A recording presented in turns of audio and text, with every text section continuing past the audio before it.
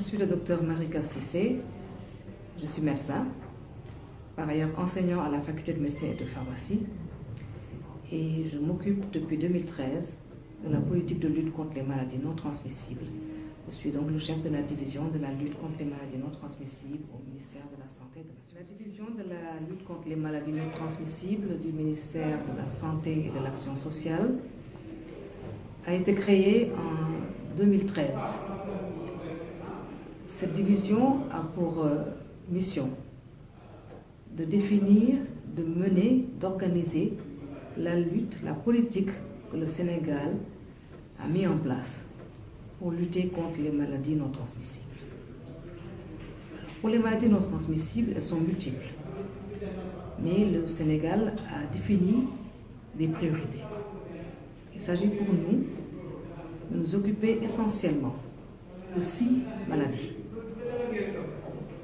4 grandes, si on peut s'exprimer ainsi: les maladies cardiovasculaires, le diabète, les cancers et les maladies respiratoires chroniques comme l'asthme.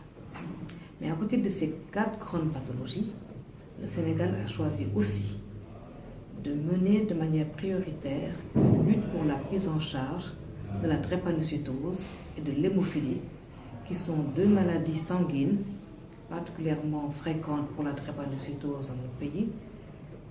Mais pour l'hémophilie, c'est une maladie qui ne touche pas beaucoup de personnes, mais dont le traitement est particulièrement cher. Pour ces maladies non transmissibles dont nous venons de parler, elles sont multiples, comme je l'ai déjà dit, mais chaque pays doit définir vraiment son ordre de priorité. Et cette politique qui doit s'en occuper est logée au niveau du ministère de la Santé, au niveau même de la direction de la lutte contre les maladies non transmissibles. Je l'ai dit tout à l'heure, c'est une division qui est relativement jeune, puisqu'elle n'a été créée qu'en 2013. Et elle a pour ambition, au vu de l'importance de cette lutte contre ces maladies qui ne sont plus émergentes, elles sont maintenant bien installées dans nos pays. Son ambition, cette division, c'est essentiellement de définir des politiques pour chaque type de maladie. Certes, ces maladies non transmissibles, au moins les 4 qu'on vient de citer, elles ont en commun leurs facteurs de risque. Mais du point de vue de la prise en charge, chacune a ses spécificités. On ne peut pas appliquer la même politique de prise en charge au diabète et au cancer. C'est 2 pathologies totalement différentes.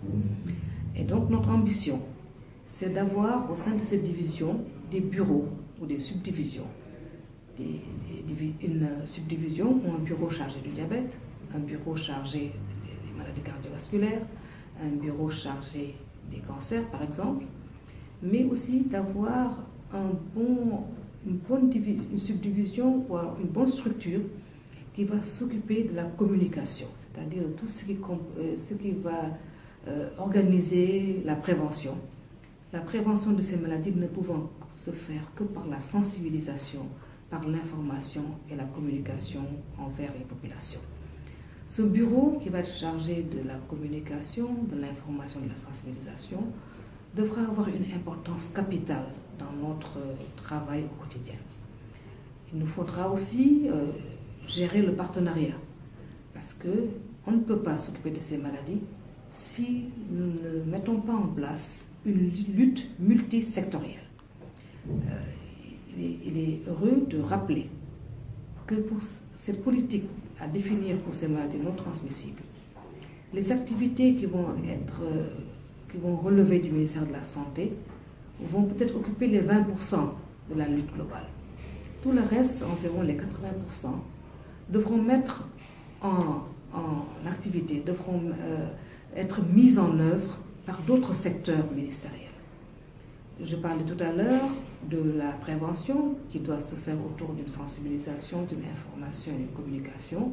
C'est dire que toutes les structures qui s'occupent d'information et de communication devront être mises en activité, devront avoir des activités à mener pour la prévention des maladies non transmissibles. Il nous faudra aussi avoir des cibles précises. Et à l'heure actuelle, nous pensons que la cible des jeunes, des enfants, des adolescents et de leurs parents, et en particulier des femmes, est une cible importante. Or, Les femmes sont dans plusieurs secteurs. C'est le secteur économique, c'est les secteurs vraiment ministère de la femme, de la famille, le secteur de l'action sociale. C'est dire donc que nous ne pourrons jamais mener cette lutte sans les autres secteurs économiques de notre pays. Enfin, nous insistons sur le partenariat public-privé parce que lutter contre ces maladies, prendre en charge ces maladies requiert beaucoup de financement. Et il nous faudra dans notre division, avec nos partenaires, mettre en place des mécanismes de financement innovants.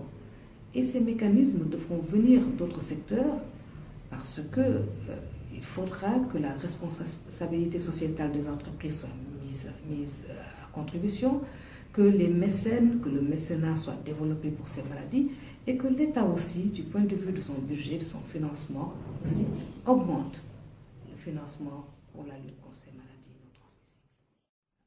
Pour ce qui est maintenant des activités qui incombent au ministère de la Santé et de l'Action sociale, notre cheval de bataille, c'est la décentralisation. Il est aujourd'hui important de faire en sorte que dans chaque région du Sénégal, dans chaque localité, les structures de santé décentralisées puissent prendre en charge, puissent dépister, diagnostiquer, prendre en charge, contrôler les malades porteurs de pathologies chroniques. Il est quand même, je trouve qu'il est décevant qu'un malade soit obligé de quitter sa localité, soit obligé de faire des centaines de kilomètres pour que le contrôle de sa maladie, ou son diabète par exemple, soit fait à la gare. Alors, dans cette décentralisation, il nous faut former, remettre à niveau, renforcer les capacités des personnels dans les centres de santé. C'est renforcer les capacités des éducateurs, c'est renforcer les capacités des infirmiers, c'est renforcer les capacités des sages-femmes, c'est renforcer les capacités de tout le personnel communautaire. Ce n'est qu'à ce prix que nous pourrons assurer une prise en charge connue. Il faut que le patient sénégalais puisse bénéficier de réponses précises et adaptées au plus bas niveau de la pyramide sanitaire. Chaque personnel de santé doit pouvoir apporter une réponse aux patients porteurs d'une maladie chronique. Chaque personnel de santé devra connaître la référence et la contre-référence en ce qui concerne une pathologie chronique. Et ça, c'est des activités que le ministère de la Santé doit pouvoir organiser. Alors, dans cette activité de décentralisation, du diagnostic, du dépistage et de la prise en charge de ces maladies non transmissibles, nous accordons une importance capitale au renforcement des capacités des personnels de santé, quel que soit le niveau de travail. Il s'agit pour nous donc de renforcer la capacité des personnels communautaires, d'en faire de même au niveau des postes de santé, au niveau des centres de santé, jusqu'aux hôpitaux régionaux.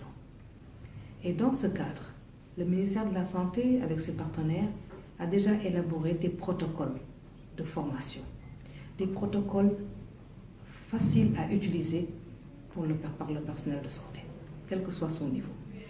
Par ailleurs, nous allons utiliser tous les moyens, toutes les voies pour que ce renforcement de capacité soit pérennisé. Il s'agit donc véritablement d'une formation médicale continue. Et dans ce cadre-là, ce site que nous mettons en place va nous être d'un apport capital. Il s'agira pour le personnel de santé qui va se connecter à ce site que nous mettons en ligne, de pouvoir à chaque fois qu'il en a besoin, trouver les informations dont il a besoin très rapidement. Et ce sont des informations qui non seulement vont lui être apportées, mais ce sera aussi l'occasion pour ce personnel de santé de pouvoir interagir avec les médecins, avec le personnel dit spécialisé qui est au niveau central.